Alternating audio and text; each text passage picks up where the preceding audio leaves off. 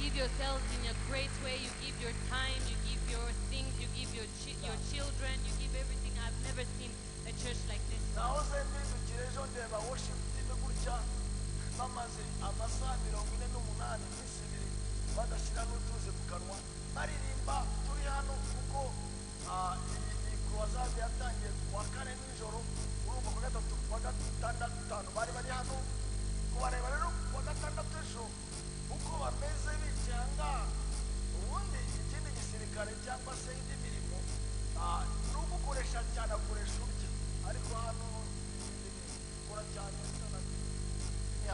Yesterday I was looking at our worship team, the way they were dancing, and they started since Friday night and yesterday. In usual life, the one who works hard is even given enough food to work hard, but here it's the other way around.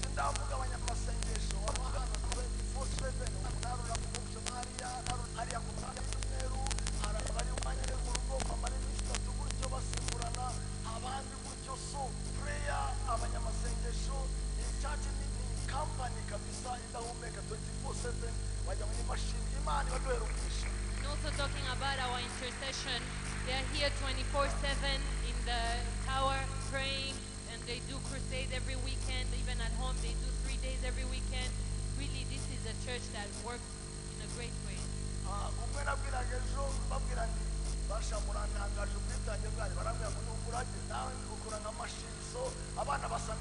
Let's work together.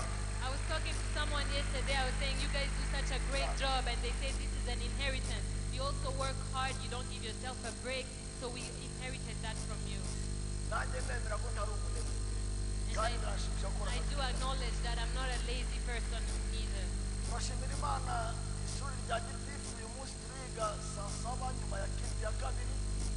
Thank God for our executive class. We will be having class today at 1 p.m.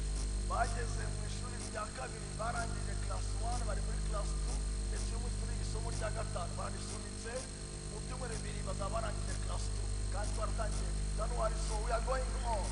They are starting class 2 today. They are done with class 1. We're in class 5. So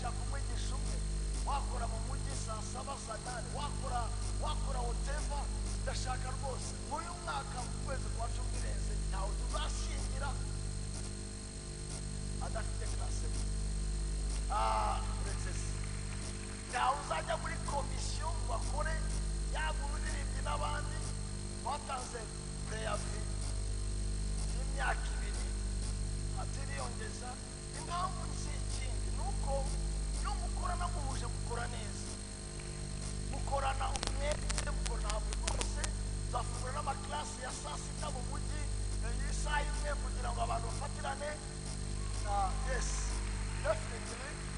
We want to encourage everyone to join these classes. It's really important that everyone who wants to serve in this church be able to understand our part in these classes. And it's very important. Cyumweru gishize nirwaga na cravat yamvunye ndi gukora e-learning bashutinga bafata kamera kugira ngo dukore ama class ashobora gukorwa n'abantu bari hanze bakabona video bakabona nama n'ibyanditswe bakiga batari muri Kigali bakiga bari no hanze bakiga buryo bwose. Last week I was having they were screening me for online classes for those who live abroad and want to take the classes. iki cyumweru nacyo nimadufashije ndakomeza class 2 ba shooting tuzarangize class 7 uzagira package ya video ya yutwanditswe yo guhura kugira ngo abahuje ibitekerezo bibire byango ntabagenda badagira bate batahuje. So rero it's must kuri twebwe rwose. Umwana wo mu rugo umushyitsi we nta tegeko, ariko umwana witwa ko ari hano mu rugo it's a must, kubera nubwo wabura umuhanga wabura icyuha uwo wabwiye ubutumwa, kuko nta line mu runaka ufite. Ndabingize rwose bishoboka. Tunashimira n'Imana bagraduatinze abari hagati abiga Imana nkorera ndayiryaje n'umutima wanjye wose ibambera umugisha utubutse. We want to encourage those who know that they are children in this church, that they join in these classes so that they understand and they are able to give it back to those that they will be preaching to. It's very important, and I pray a blessing on those who have finished their classes and those who are doing classes currently. Iyi myaka 7 rero maze kuvana mu 3 shishikajwe n'ikintu cyitwa guhindurirwa gusa na Yesu. So in this, we're now on the 3rd year of the theme of the 7 years of consecration, and what I want to focus on is to be transformed by Jesus. Buri mwaka dufata indangagaciro imwe itutera gusa na Yesu. And every year we have one theme that pushes us to resemble Christ more.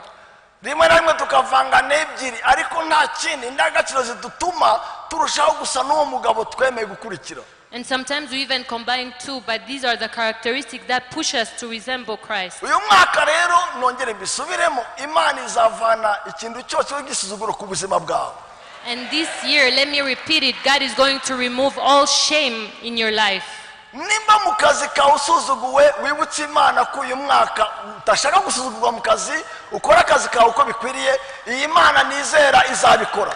If this year in your workplace you are despised, tell God that you are being despised, that He removes it in your life. Nimba mu rushako rwawe umugabo wagusuzuguwe, uyu mwaka azagure kado, azakubana kubahisha. And if in your marriage your husband despises you, pray that this year it changes and He even gives you a gift. Icyitwa isuzuguro cyose uhetse ku mutwe wawe uyu mwaka kizavaho mu izina rya Yesu Kristo w'i Nazareti. Whatever is called shame in your life, this year it will be taken away in Jesus' name. Urwo ni uruhare rw'Imana ubwayo. That is the part of God. Noneho hari uruhare rwacu. Now there is our own part. Uruhare rwacu ni uru. And our part ni is ukuvana ikintu cyose cyitwa ubwibone cyabuze Imana kudukiza kagasuzuguro katuriho. is to remove anything that is pride in our lives that can hinder God from removing that shame in our lives. Izabikuraho igisuzuguro kituriho, ariko inamara n'agasuzuguro katurimo.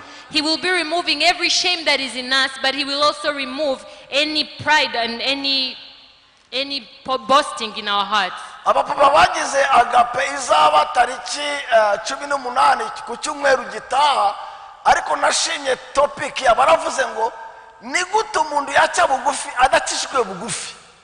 And I thank the agape that the fathers are having on the 18th of this month, where the theme is, how can someone humble himself without being humbled? Urabona gufatwa gakano bakagucisha bugufi ntabwo ari byiza. Uragace bugufi wenyine aho kugira ngo ufatire gakano bagucisha bugufi. You know, when you're taken by force and you're humbled, is not as good as you choosing on your own to humble yourself. Imana yaravuze ngo nzakwigisha, nzakwereka inzira nkuyobora. Aravuga ngo ntukabe nk'ifarashi bayoboresha umukoba, bayoboresha inkoni. Buriya Imana ntabwo bishimisha kukuvana muri prison kugira ngo umenye gusenga amasaha 3 ku munsi, ikujyane Faisal umenye ko wihera n'Imana, ikugarure mu bukene kugira ngo uce bugufi. Ibyo ngibyo nizera bakoresha umuswa, ubundi ifarashi niyo bayoboza ku nguvu. Ariko abana b'Imana n'abandi bana barizwe neza bumva batarakubitwa. When God said that I will show you the way you should take, and He said, do not be like a horse that they have to put a bridle and a stick to just show it the way. So God does not want us to have to take us to the hospital for us to remember how to pray, and He wants us to actually get it from ourselves. Birabaje kubona abantu utegeze azageze mageregere kugira ngo atangire guhobera abantu, ukabona mu buzima bwe yabaye igitangaza. arahindutse areba abantu bafite isesemi urabona imyifatire yo kweza ukuntu yagira amageregere akajya asenga gatatu ku munsi apana gatatu mu cyumweru gatatu ku munsi Bibiliya akayisoma neza agahobera abantu bose ukabona sava kandi ubwo hanze yari igisimba kuki Imana igomba gukubita kugira ngo uce bugufi watangiye wenyine. It is so sad to see when someone is so proud and God has to take him in Mageregere, a jail, so that they may realize they were boasting, they could not even greet anyone, and now in jail they are starting to pray 3 times a day, they are becoming a person. Why does God have to show you in that way for you to humble yourself? Ndakeka ko muri abanyabwenge baca bugufi bataracishwa bugufi. I believe that you are wise enough to humble yourself before you are humbled.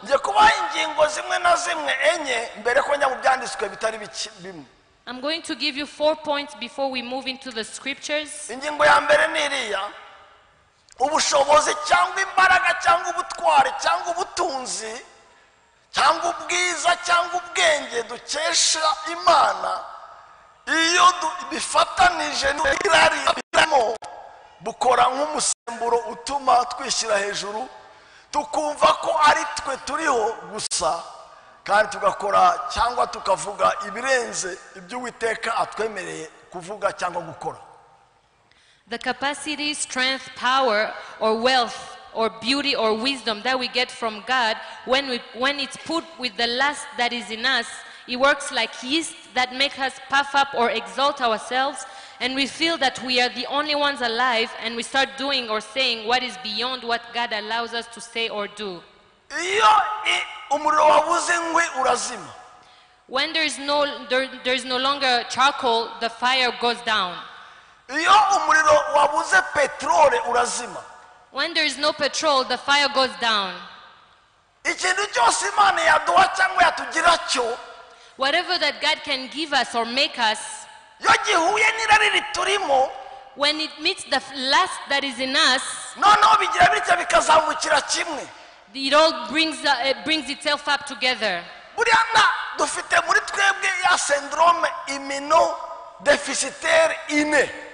And we all have that syndrome, immunodeficient in us. We are all born with pride. No one is without pride in himself.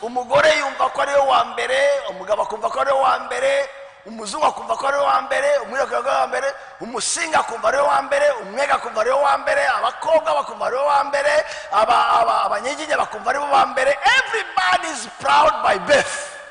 Women feel like they're the first, men feel like they're the first, girls feel they're the first. Buri muntu avukana ubwibone muri we. Noneho haza kuza ubutunzi cyangwa ubwiza cyangwa ubushobozi cyangwa ikibanza cyangwa ubutwari, noneho yafumu dufite ikagira cyangwa ikazamuka nkaho asotseho amazi. So now when wealth comes, when riches come, when capacity, when power comes, and it meets that yeast in us, it actually blows up in us. You will never know a proud person when he's still poor.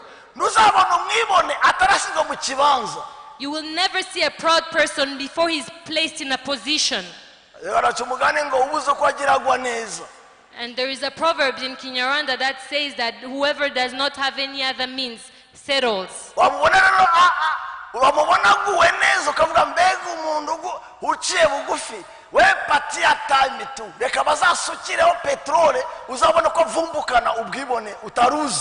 And when you see someone is calm and you're like, oh, he looks so calm, let them bring gas or petrol and you will see what is really inside.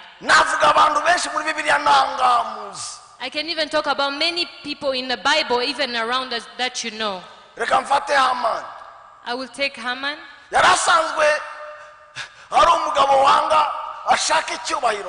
He was a person who loves position. So when they made him the prime minister,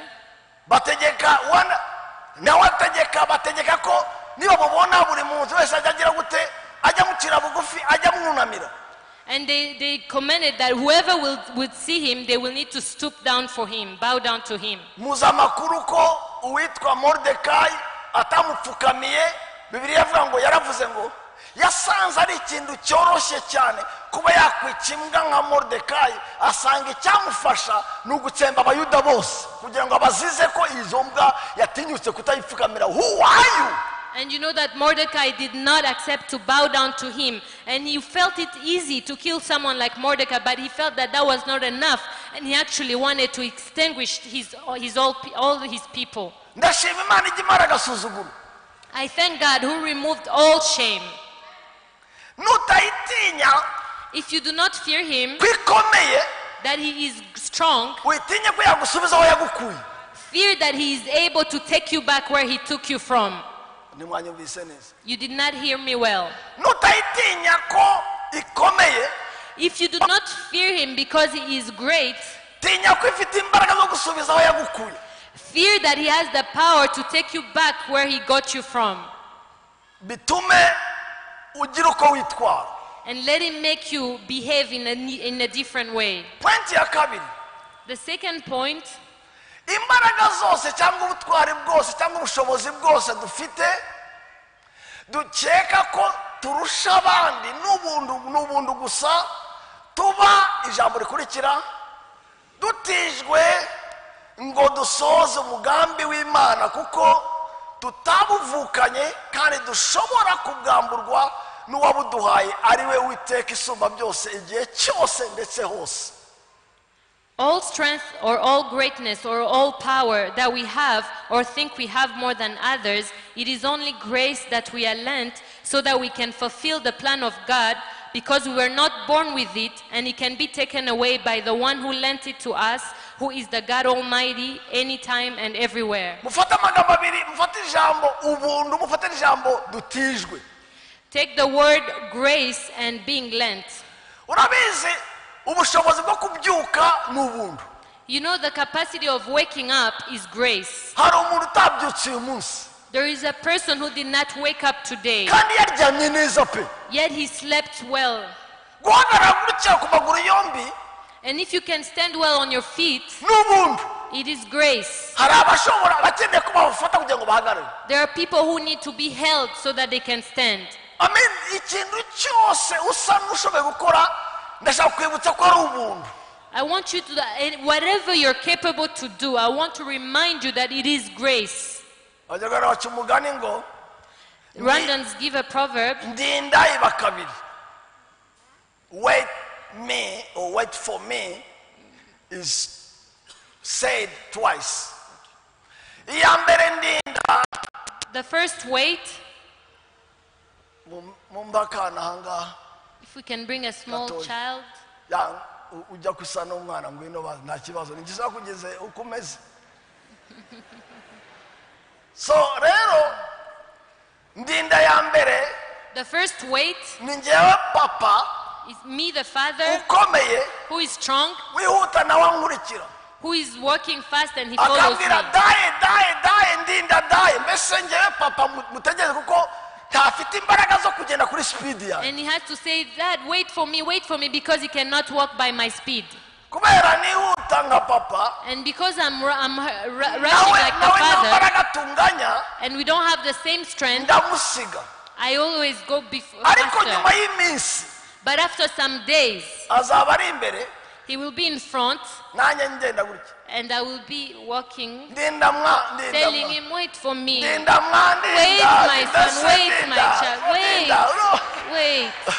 urabona You see, ntabwo umenya ko uzasaza rimwe, you do not know that one day you will grow old. ntabwo umenya ko kugenda ari ubuntu You don't realize that walking is grace kugeza umunsi bagucumbagije. until the day they walk with you igihe limping. rero ugikomeye ugenda So as long as you're still strong and walking, gendera umwami Yesu, walk for the King Jesus. simbira umwami Yesu, Jump for the King Jesus. koresha izo mbaraga ku wazigutije. Use that strength for the one who lent it to you. hari umunsi uzaba utazifite. There will be a time that we will no longer have that strength.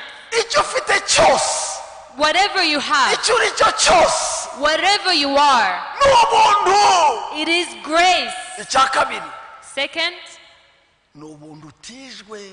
and it is grace that is lent to you. Agana bakongera agaca umugani. And there's another proverb. Nyiri umuringa yaje. Nyiri umuringa yaje. The owner of a bracelet, when he comes, urayikunze ndayiguhaye.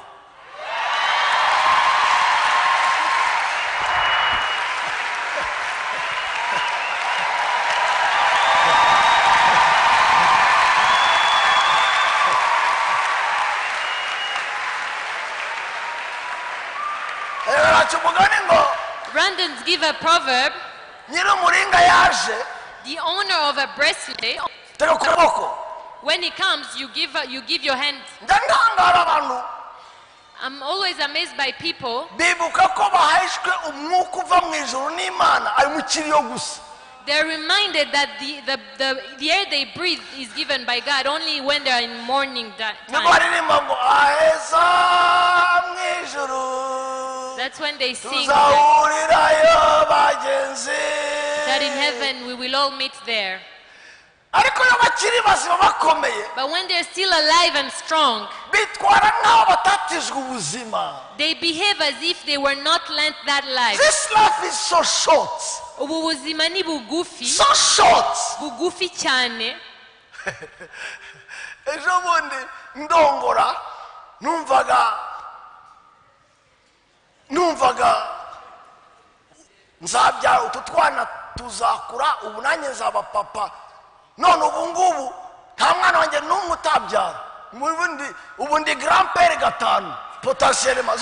Kandi ejo bundi ari agasore karambagiza gasengera umufasha, nari agasore gakorera Imana, ariko none mbaye grandpa. Dore ko byihuta. Ejo bundi 94 abantu batahuka bamwe na bamwe.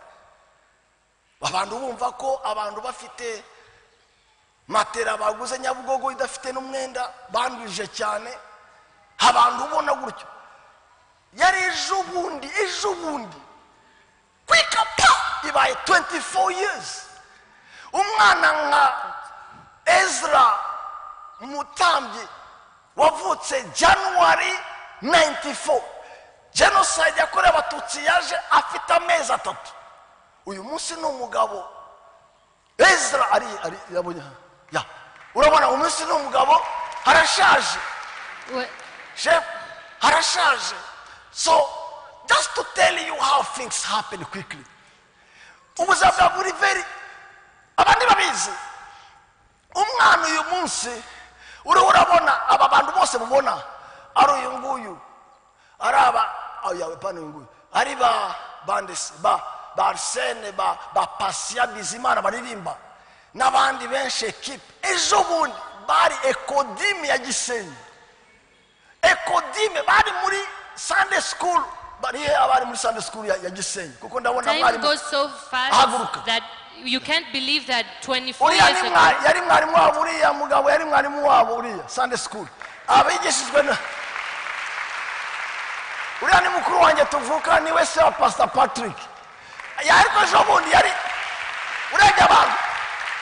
Dore uyu munsi ni igisaza kirashaje ubwanwa burakimereye nabi. Urabona birihuse cyane. Ejo bundi Ekodime. Just a few days back, he was a son in Sunday school, and now he is singing, leading in worship. Uwo nguri kunsemura we sinavuga. Ejo bundi sinzi aho yaramize. So urabona the one who is interpreting, it's even another story. It's another story really. Uyu munsi yitwa madamu, yitwa mama Today Ezra. she's called the wife and she's called Mama Ezra. Ubuzima turabutijwe. This life is lent to us. Kandi nyirabwo yabutubaza anytime. And the owner can recall it back anytime. Abanyabwenge rero nababyaza umusaruro icyo batijwe vuba vuba batarasubiza kapitali. So the wise are those that who can get profits out of it as much as possible. Iyo bagutije igishoro, So when you're given capital, ukora vuba kugira ngo nibaza nugarura amafaranga y'abandi uzagira icyo usigarana nawe. you do your best so that you, at least when it's time to pay back that money, you have some profit izo mbaraga left. ufite urazitijwe, So the strength that you have is lent to you. uwo mwanya ufite urawutijwe, The time you have is lent to you. guhagarara neza urabitijwe, To stand firm and well, you are lent that. You are kuvuga lent. urabitijwe, Even talking, it's lent to you. uwo mwuka ufite urawutijwe. The air or your breathing, you're lent to it. It's lent wibutse to ibyo you. bintu bibiri If I reminded you these two things, ukongera icya gatatu ko uwaguhaye icyo yaguhaye ashobora kukikwambura akanagusubiza aho yagukuye, and I remind you the third thing, that whatever you've been given, he can take it back. ntabwo mvuga ndeka ndekeraho. I will not say it. imbaraga n'ubushobozi bibyimbisha abantu agatuza. Strength and power make people puff up. umujenerali wo muri Congo A general in Congo, ikiri Zaire when he was still called Zaire, yarahagaze hariya kuri Goma he was standing in Goma aravuga gutya and he said, ngo ariko abantu baratangaje, ni gute inzovu yarwana n'imbeba? but people are funny. How can an elephant fight with a mouse? ubwo imbeba yavugaga n'u Rwanda, inzovu yavugaga ni Zaire. And the mouse was Rwanda and the elephant was Zaire. mu mezi atararindwi abo yitaga imbeba bagera Kinshasa. And in less than 7 months, those that he called mice were yongeraho now in Zaire. n'ikindi aravuga ngo And he added another thing. bamwereka imipaka y'u Rwanda ataza kwambuka akagera Tanzania ku munsi umwe, bamubwire aho u Rwanda rugarukira kuko ararutembera umunsi umwe agere Tanzania, so bamubwire aho rugarukira nyabuneka atarakora amakosa yo kwambuka igihugu And cy'abantu. he asked that they show him the territory of Rwanda so that in one day, if he crosses it, he doesn't reach Tanzania. buretse Wait. cyenda na gatanu hano mu Rwanda perezida w'Ubufaransa Chirac yatumye intumwa particulier kuri vice perezida icyo gihe ari wabaye perezida wacu uyu munsi, In 1995, atuma aya magambo atanu. the President Chirac from France sent a messenger to the Prime Minister, our current president, saying 5 words. ngo arabasaba ibintu bitanu bakore, hanyuma hari icyo nawe azakora. He asked 5 things and he said after they do it, he will also do something. icya mbere, The first one, impunzi zose zisubire aho zavuye that all refugees who came back go back where they came kuko from, baje mu kajagari. because they came in a messy way. nibasubirayo bazatunganyiriza uko tuzaza neza ku murongo. So if they return where they were, they will arrange a good way, an ordered way to come back. icya kabiri, And the second one, igifaransa kibe ururimi rwa mbere mu Rwanda. that French be the first language used in Rwanda. icya gatatu, The third one, His Excellency Kagame yicare na Bagosora n'abandi bagire ingabo zimwe, mbese bavange ingabo bicare biyunge basangize ibintu. and that His Excellency the President sits with Bagosora and they lead the country together. arongera ikindi aravuga ngo ikindi u Rwanda ntirukavuge na rimwe ko France yagize icyo ikora mu itsembatsemba, ntibekana ntanafyotora. Shut up, calme, sahabu. And another thing, that they do not even mention that France had an input in the genocide against Tutsi that happened.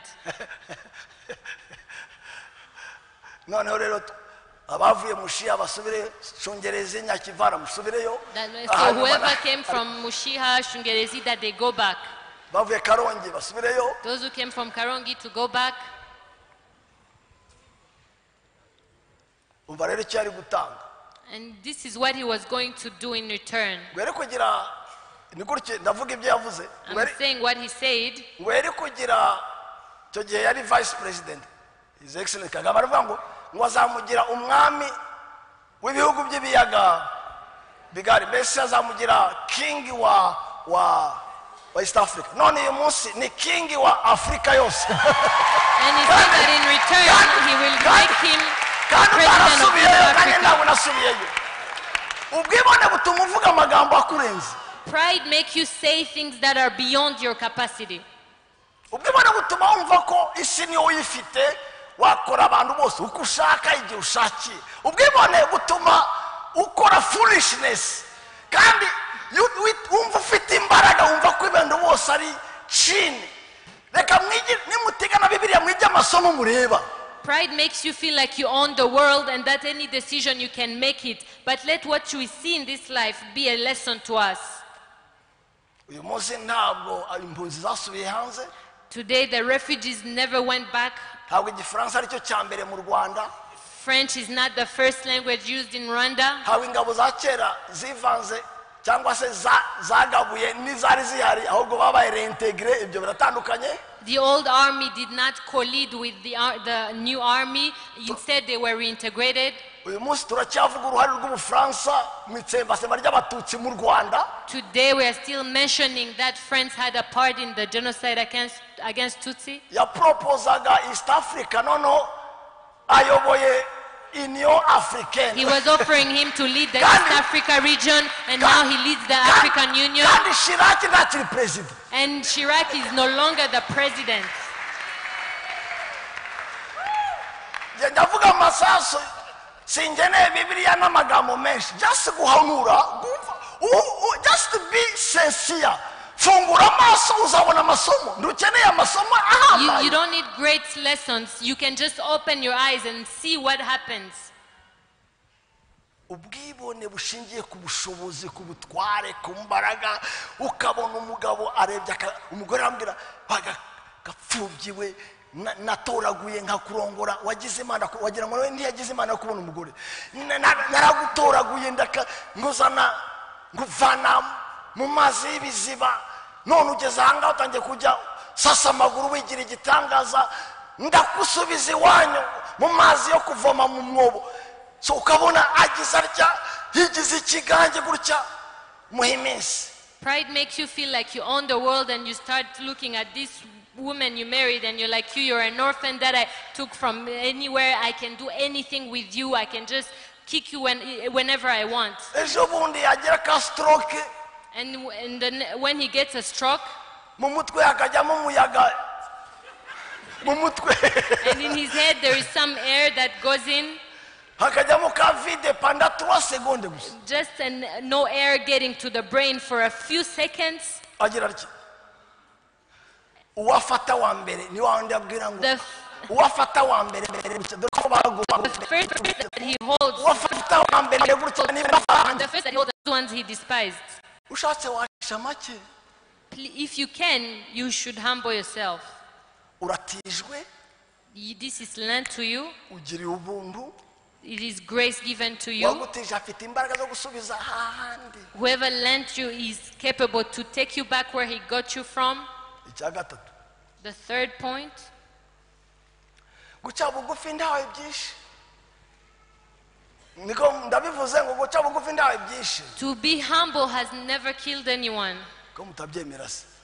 How come you don't believe it? ndavuze ngo guca bugufi ndawe byinshi. To be humble never killed anyone. sinumva amen wa. I haven't heard the amen. cyangwa warakaye. Or you're angry. nakoze haryana urumva uranyanze. I touched in the ndavuze ngo guca hard bugufi part. ndawe byinshi. To be humble never killed anyone. bisubiremo se. Should I repeat it? guca bugufi ndawe byinshi. To be humble never killed anyone. umugabo yarambwiye. A man once told me, urabona ngewe nagapfukamira kariya gakobwa. do you see me kneeling down for that little girl? kandi ubwo yavugaga umugore we. And that was his wife he was talking about. ntabwo nge nasaba imbabazi umugore. I cannot ask for forgiveness to my wife. ndamureba. I looked at him, hanyuma rimwe and one day baratandukana. they separated. maze gutandukana After separating, tugira utwana dutatu. she left him with the 3 children. mu mezi ya mbere And the first month, akajya yirata uburyo yakize ako kaga. and he would always boast that he's now free from her. nyuma y'amezi atatu After 3 months, amenya ko guhindura pampers bisaba speciality. he realized that changing diapers requires some skills. amenya ko gutegura abana bitoroshye. He realized that getting children ready is not easy. amenya guteka no kwita ku isuku n'ibitoroshe. He realized that cooking and cleaning is not that easy. aza kundeba And he came to see me. arambwira Masasu And he said, nge ndakwemera. Masasu, I really Nubwo believe bizaba you. baranyemera. When it reaches that point, they believe in me. kubera Because umugore wanjye nta wundi muntu atinya nkawe. my wife, there's no one else she respects like you. ntiwamfasha ukajya kumungarurira. Can't you help me and call her back? bibagirwa ko nge nkibuka ko yanze ko atasaba imbabazi. And he forgot that I still remember that he said that he would never ask for forgiveness to her. ndamubwira urashaka ko mujya kumugarura. And I told him, do you want me to call her back? Masasu icyo wansaba cyose. And he said, Masasu, whatever you ask of me. uriya mugore na se ntiyamungarurira na nyirarume ntiyamungarurira n'uwamukoye ariko ndabizi ko mu bintu byose n'iwanjye mu rugo yavugaga dadi wowe ugiye wahera kumugarura. I know that my wife, even her own father, her uncle, no one can make her come back. But at home, she would always say, Daddy, Daddy. So if you tell her to come back, she will come back. ndabwira nanjye nzajya kumugarura ariko hari ni condition. I said, yes, I'll go back. And I'll call her back, but at one condition. uzaca bugufi. You will humble yourself. ushaka dutera ivi rimwe. If you want, you put one knee down. usaba imbabazi ya byose wakoze. And you ask for forgiveness for everything you did. arambwira Masasu And he said, byose nibyo atazi. Masasu, everything, even what she does not know. uyu munsi basubiranye. Today they have reconciled.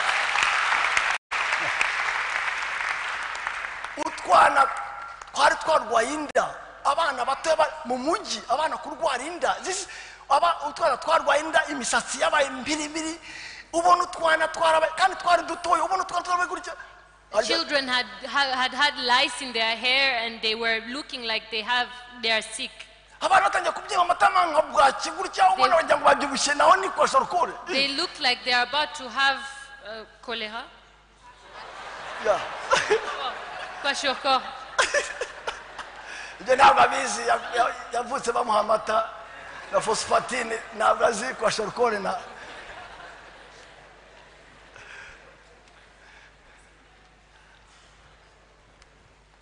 guca bugufi ntawe byishe. Humility has never killed anyone. ahubwo ubwibone bwahombesheje benshi. But pride has led many to great loss ndetse ikibabaje bwicishije na benshi. and has gotten many killed. abantu bagapfa kubera ubwibone.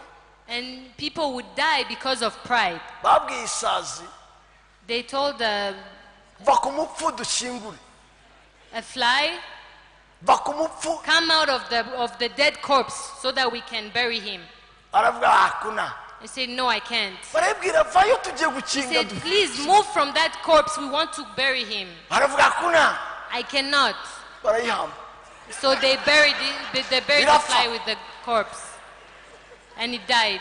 hari abantu bazapfa nk'isazi va ku mupfu bashyingure. They told the fly, come out of that corpse. We're about to bury him. ikiburi kikabwira ntaho njya. And he stood with pride, I will not leave this place. nyamuneka wasaze wakwitaruye tugashyingura. Please, you the fly, can you just move so that we can bury? ntaho njya. I will not move. bayishyingurana n'ubupfu. So they buried the fly with that dead corpse. ubwibone bwishishije benshi cyane. So pride has gotten many killed. bapfuye bazize ubwibone. They died because of pride. aka kane The fourth point, kakandi katajya kabura iwanjye. the one that you cannot miss from me, muzi rya jambo muzanyandikira rya jambo ryanjye you know that word that you will write about me? iri jambo nzarivuga abo rinaniwe kabisa muzambabarire nzisubiremo kenshi urabona umuntu agira icyo akunda n'icyo Please allow me to repeat it many times. Sometimes we love more things more than others. umuntu agira icyo yavumbuye. And there is something that people discover. n'abaganga bagira speciality hari uwavumbuye abana Even doctors have some speciality. nanjye icyo navumbuye Masasu si ikindi kariya kajambo So myself, what I've discovered is that word. naje gusanga nta bukristo butarimo kwiyegurira Imana. I realized that there is no Christianity without consecration. ibindi ni uburyarya. Everything else is hypocrisy. agaciro k'icyo uzamara Imana kajyana no kwiyegurira Imana kwawe. The importance of what you will do for God depends on your consecration. Impamvu nabakorera ntabacuruza nkabakunda ntacyo baciye nukubera iriya jambo. And the reason I can love you without selling you or without having to get anything from you is because of that word. Impamvu ndafite ubwoba bw'iminsi iri imbere pe ntabwo babafite mfite nukubera iriya jambo. And the reason I have no fear of the future is because of that word. Impamvu nubatse neza nzubaka neza nukubera iriya jambo. And the reason I have a good marriage and I will continue to have a good marriage is because of that word. Indambara mfite mu rusengero rw'abavangavanga baremerewe kuko inzoga y'imvangiri iranica nukubera kubura iriya jambo. And even those who are dying or who are mixing life in this church is because they lack that word.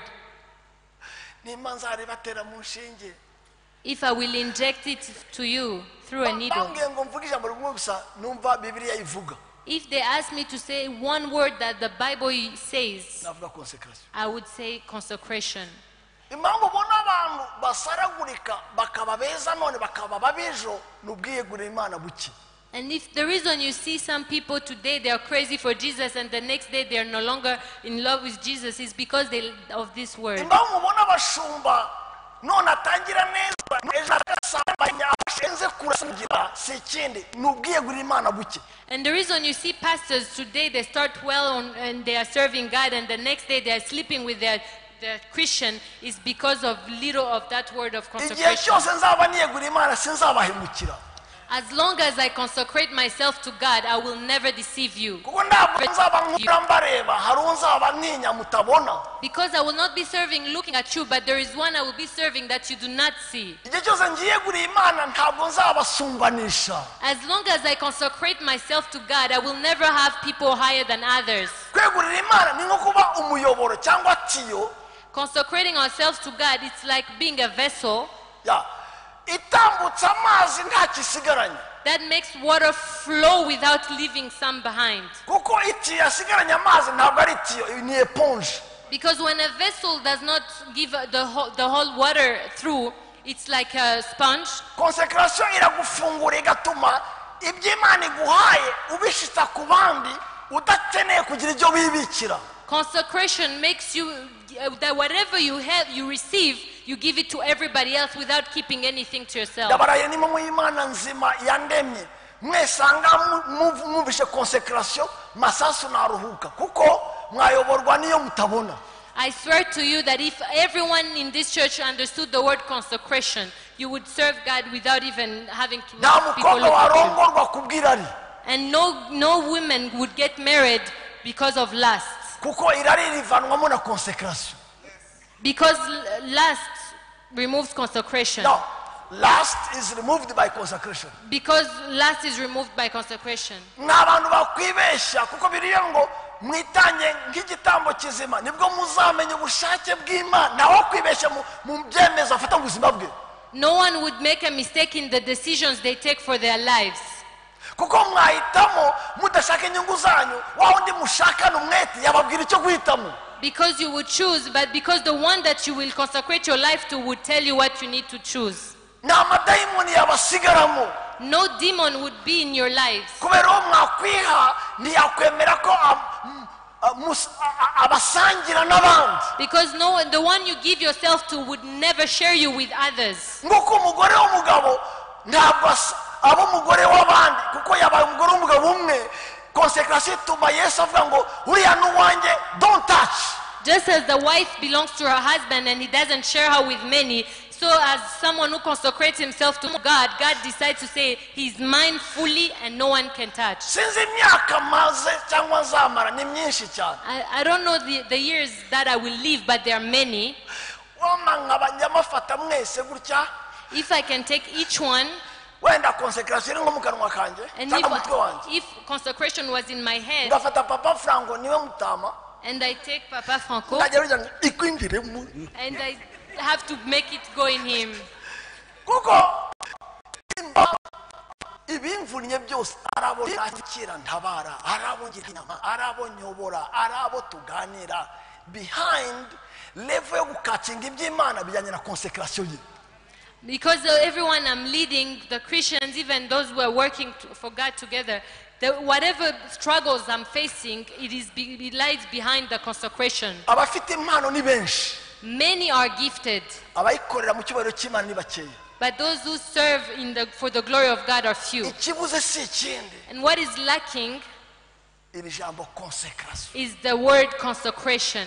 icyo umwanzi anyangira muri iki gihugu And the reason Satan hates me, icyo umwanzi arwaniza muri iki gihugu and the reason the enemy hates me in this no ku country isi si ikindi and in the world, there is nothing else. nuko ntanga message It's because I give a message ivana abantu mu irari ry'isi that removes lust of the world in people. navuga consecration And I talk about consecration, kandi yakwifuje ko yet he would want me mbateraniriza hano to gather you here, kababwira amamodoka n'amazu no gutera imbere n'amaviza tell you about cars, houses, visa, mukamfira imbere mbareba and you would be dying before me. ariko ntabwo nzahemuka But I will never do that. nzabigisha ubutumwa bwa consecration I will teach you the message of consecration. ntimugire ngo ni ikindi ntambara ndimo Don't think about any other battle I'm fighting. uyu munsi mbinduye message If today I was to change my message, mu minsi itanu in like 5 days, nagira kirite esheshatu hano I might even have 5 services in this church. uzi impamvu muri selectione Do you know why you are selected? ni uko ubutumwa mvuga It's because the message I give si ubukurura abantu is not a message that brings people, si pulls people. ubukusanya abantu It's not a message that gather people, ni ubuhindura abantu but it's a message of changing people.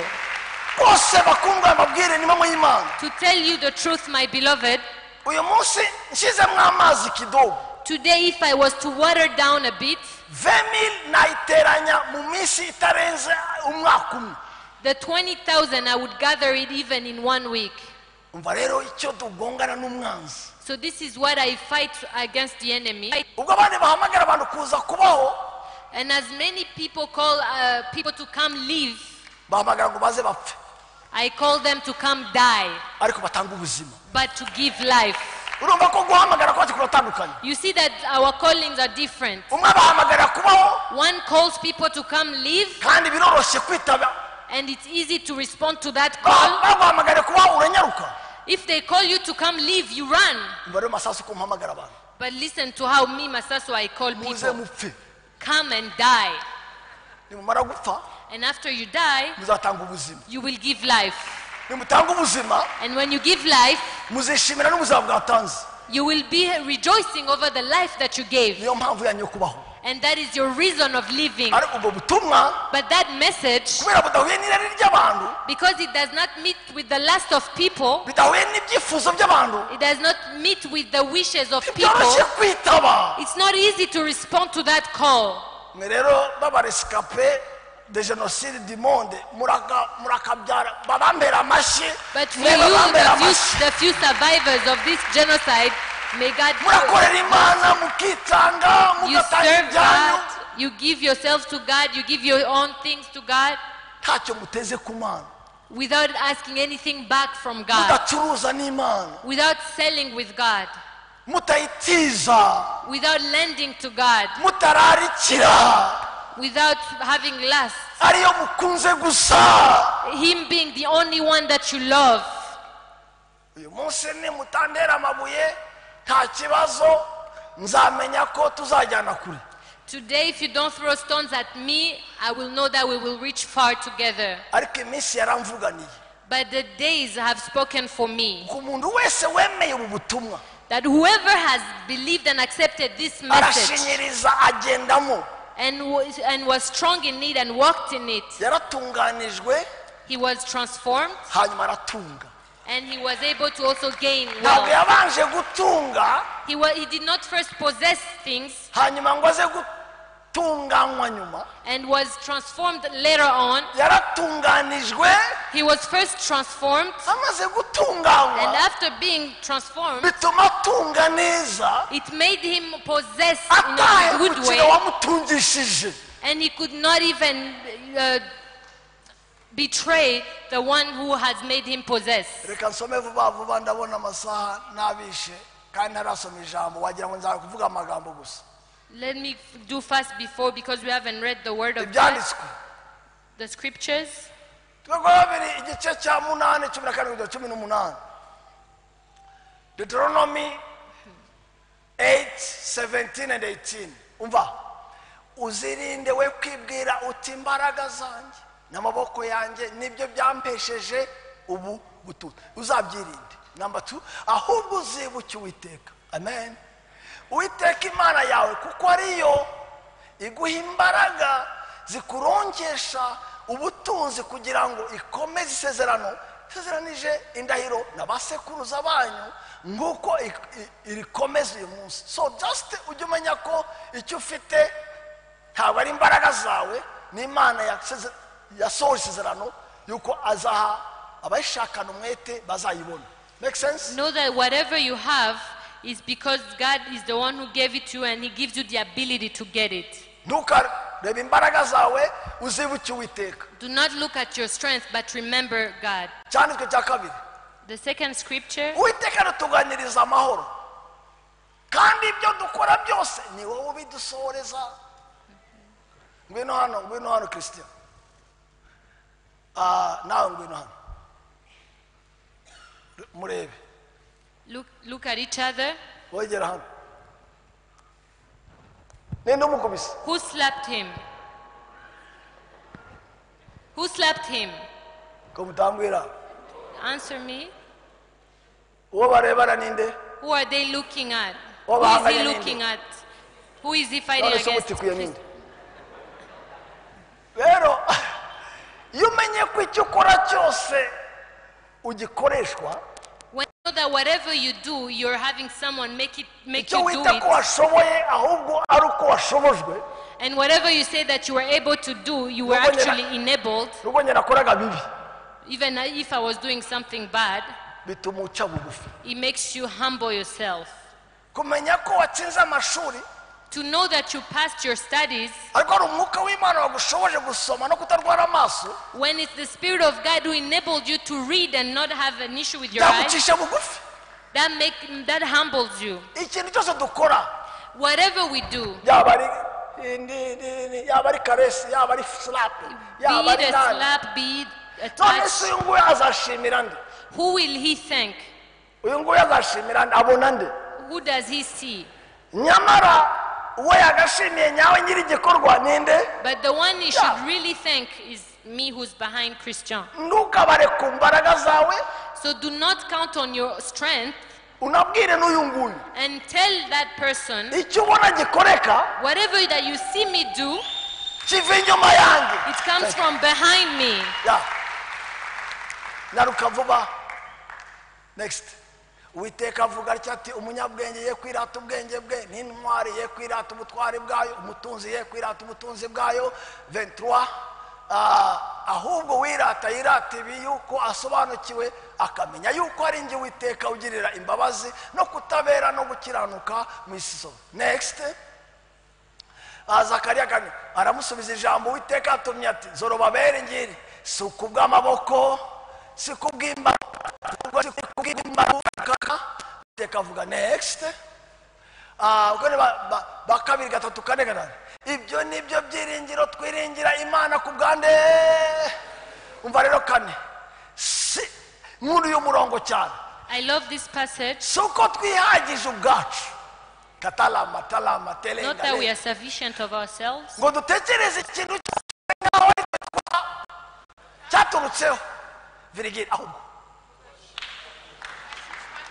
Ndashaka kubyumva neza. I want to hear it well. Sinabyumva neza. I haven't heard it. Our sufficiency is from God. Bivuge mu byizera vraiment. Say it believing it. None se umuntu wabashishijwe yakwikangata. Now a person who has been enabled, can he boast about it? Hagati y'uwashoboye n'uwabashishijwe ikibatandukanya ni iki? Between the one who was able and the one who was enabled, what separates them? Icyakubwira attitude y'uwashoboye n'uwashobojwe urumva batandukana he? What would be the attitude of between the one who was able and the one who was enabled? Uwashoboye The one who was able on his own has a reason to boast. Uwashobojwe, but the one who is enabled, simple. humbles himself. nashoboye niyo ambwira ngo nce bugufi we napanga vitu na inatoka unataka kufyotora se fulani alifanya. If I was Mimi able nifanya. and you ask me to humble myself, say, how can I humble myself? I do things on my own and you want me to humble myself. nitrete umuhungu ndamubona njya kuri Facebook ndamwibonera anyuma ngo Imana yanshubije yes. I spoke to this guy, I talked to him nicely, now he's Barokore muri abarangare, and you say it's God. Instagram na Facebook nzi kudeburia ibintu byo kuvuga ngo kutegereza ngo haleluya no kwiriza ubusa hapana njyewe ndi clear. I'm clear, I know how to handle things through Facebook, Instagram. No need of your things of praying, hearing from God. ariko wamuvanye ku mavi aravuga ntabwo muzi aho umugabo bavuye. But the one who got that person from the knees, they say you don't know how far I got this person vuga from. ngo ahubwo Say instead, tubashishwa vuga nayo uko ni yawe vuga ngo nayo we are enabled by him. abajya kubyara bagenda batazi ko bagaruka Those who go to give birth and do not know that they will come back. maze bakavuzira impundu naho ntabwo yagiye atari shuwa agaruka ari blessed ariko nta control abashishijwe nayo. Yet she went not knowing if she will come back. Now she has a baby, so she's enabled by God. gira vuba sha ndabona biza kuncika ariko dufite ubwo butunzi mu nzabya zibumba kugira ngo imbaraga zisumba byose zibe iz'Imana. Nanize ko mukoma amashyi I thought neza. that you were going to clap for God.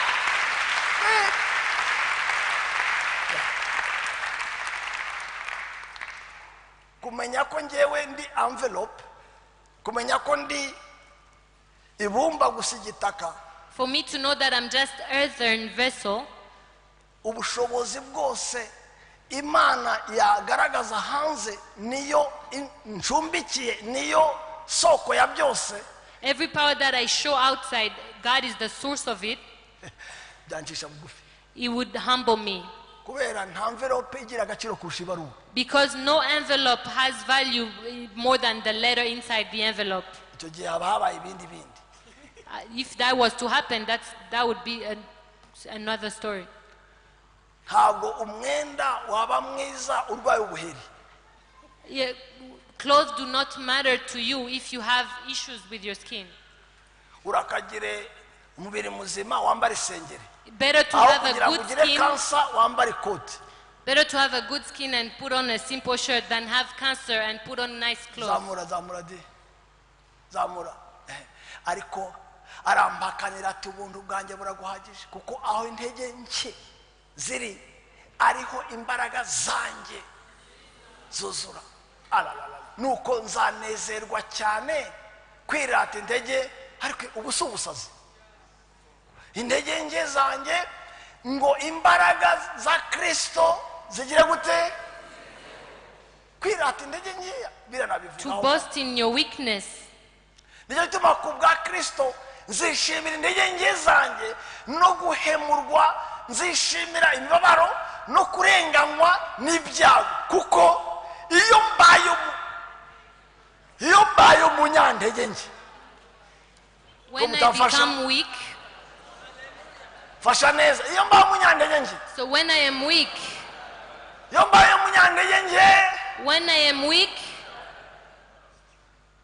reka ndekera aho nanigeze hagati I was in the middle of my message, ariko ntacyo kuyavuga menshi si kuyamara. but saying many words. warasenze Yesterday we prayed muri croisade hano in the crusade that we had, ngo Imana ibahe imitima ica bugufi. praying that God may give you hearts that are humble. ndizera ko Imana ijya insubiza. And I believe that God answers me. ubwo mwarayitahanye. So I believe you went home with those hearts. Imana ibafashe. May God help you.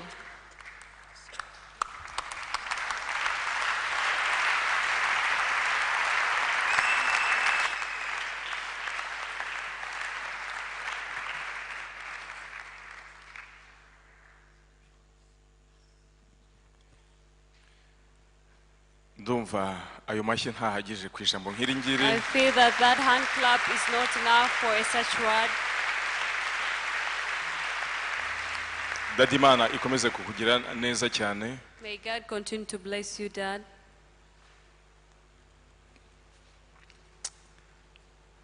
Hallelujah.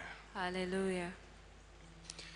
Ya mu gihe ICT itegura amatangazo kuri sport tuributsa abakoze abavutse muri January ko tubakira muri boardroom tukanabaha keke. As ICT prepares the announcements, we are kindly reminding those who celebrated their birthdays in Jan to come after the service to share the cake. Ikindi nuko turashima cyane Imana kuko twishyuye itafari. Imana ibahe umugisha cyane. We thank the Lord so much for we were able to pay our construction. Nanone tuributsa ko campaign ya 318 irakomeje. Hariya inyuma hari bene data batwakira ushaka gukora pledge se cyangwa wazanye icyo yasezeranije abasange baraza kumwakira hariya kumeza inyuma. God bless you. We are also reminding you that 318 campaign is still going on. So if you want to pledge anything at the back of the church, you can turashima cyane approach people who are in church. abashyitsi kilte irangira baraza kubakirira hariya mururiya muryango kugira ngo tubaganirize tubabwire gahunda z'itorero ndetse niba nta nahandi wenda mufite musengera mushobora kuza muri uyu muryango mwiza cyane aho dufite daddy na mami batuyobora neza baturera neza. We are also kindly reminding the visitors that please do not go after the service. We are going to welcome you and tell you about the programs of the church, and if you don't have where you're fellowshipping from, you can join this great family which has a great dad and a mom. Abajene semeni amina. The youth say amen. Urubyiruko semeni amina sa. The youth say amen. Muriteguye Saturday? Are you prepared for Saturday? Muriteguye? Are you prepared? Ariko n'abapapa twese n'abamama ngo uwo munsi tuzaba twambaye godiyo tugende dukore sport fitness church n'ibindi nk'ibyo. Hallelujah. But the moms and the fathers also will be wearing sportswear so that we can go and make some food. Hariya hanze muziko bakeneye nibura ko umuntu umwe yatanga 1,500 hariya hanze hari aba jeune badutegereje kugira ngo dutange support. You also know that we are waiting upon your contribution of 1,500. The youth in charge are behind at the front door when you're entering so that we can give in our contribution. Ikindi umuryango wandashyikirwa hamwe na Rosine barashima Imana kubw'umwana w'umukobwa Imana yabahaye. The family of Rosine and Ndagijimana, they thank the Lord for the gift of a baby girl that God has blessed them with. N'umuryango wa Andre Nzeyimana nawo urashima Imana kubw'umwana w'umukobwa Imana yabahaye. God is good. The family of Andre also thank the Lord for the baby girl. Yareka dukurikire spot maze nyuma dati aradusengera adusabira umugisha w'Imana. After that we pray for us. Hallelujah rubyiruko. Shalom. Yesu ashimwe bwoko bw'Imana. Urubyiruko rwa IRC Masoro twabateguriye igikorwa kidasanzwe cya siporo n'ubusabane. Icyo gikorwa kizaba itariki 17 z'ukwezi kwa kabiri guhera isaa 3 za mu gitondo kugeza saa 9. Turararikira umujene wese kuri uwo munsi ngo ntazabure muzaze muri benshi dusabane. Turagukangurira uwo munsi kutazabura. Hari gahunda nziza cyane twabateguriye abajene abandi bose babishaka. Rero kuri uwo munsi Hallelujah rubyiruko. Shalom. Yesu ashimwe bwoko bw'Imana. Urubyiruko rwa IRC Masoro twabateguriye igikorwa kidasanzwe cya siporo n'ubusabane. Icyo gikorwa kizabera ya jeunesse. That's the program that we have. Hallelujah rubyiruko. Shalom. Yesu ashimwe bwoko bw'Imana. Urubyiruko rwa IRC Masoro twabateguriye igikorwa kidasanzwe cya siporo n'ubusabane. Harimo no gusangira byose. Kizabita 17 z'ukwezi kwa kabiri guhera isaa 3 za mu gitondo guhera saa 3. Turararikira umujene wese kuri uwo munsi ngo ntazabure muzaze muri benshi dusabane. Turagukangurira uwo munsi kutazabura. ICT niba bishoboka bajye kwinjira itangazo bishoboka kwera umwanya. If it's possible, let ICT skip to another announcement so that we can buy time.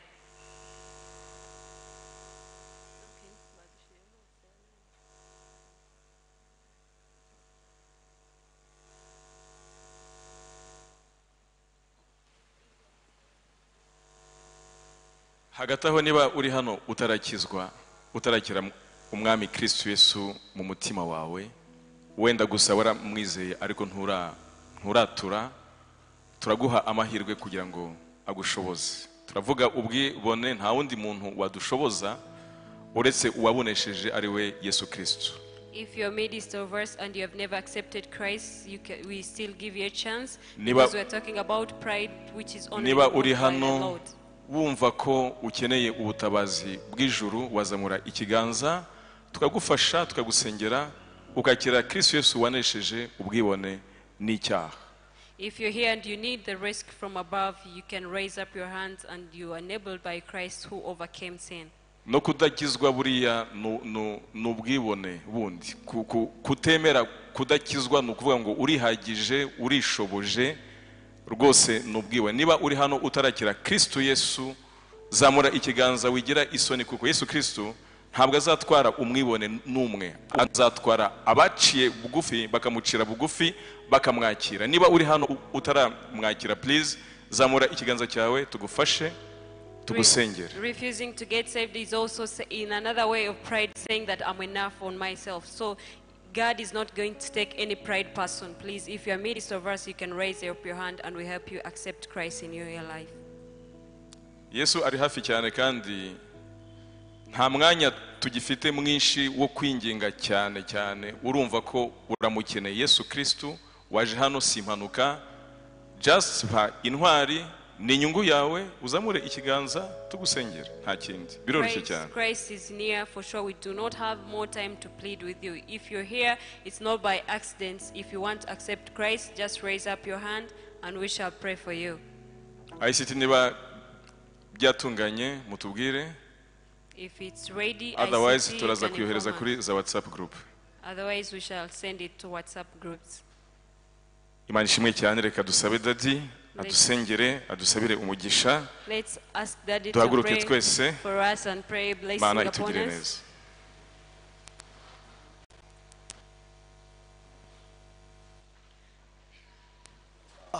fate mugenzi wawe ku bitugu. Just hold your neighbor on the shoulders. Mana y'agakiza kacu, isoko y'amahoro yacu n'umuryango wacu. God of our salvation and the source of our family. Imana iduha umugisha tutawukwiriye. God who blesses us when we are undeserving. Imana idutunganya ikanadutungisha. The God that transforms us, perfects us, and enriches us. Turasaba mwami ngo abantu bose bateraniye umunsi n'ababo bahabwe umugisha. I pray that people that fellowship today here and those that belong to them be blessed. N'ababazi babone ko bahawe umugisha uguturukaho. Those who know them may testify that they have a blessing from the Lord. Abarwayi bakize. The sick may get healed. Wibuka imibyimba ya Yesu Kristo. Remembering the stripes of Jesus Christ. Abakene ubakenure. The poor may get rich. Abafite ibibaremereye ubavanaho imitwaro. That you may take off all the burdens of those who are carrying them. Bagirirwe neza. That you may do good to them. Ubaherekeze urinde intambwe zabo zose. Escort them and guide the footsteps. Ubashitse amahoro mu ngo. That they may reach well their homes. Kandi uzatwongere guhura. And you give us another chance to fellowship again in different programs, praising the name. We bless you for a wonderful service that you blessed us with. We thank you for your blessing. In the name of Jesus Christ. Amen and amen. Thank you. Hallelujah, rubyiruko. Shalom.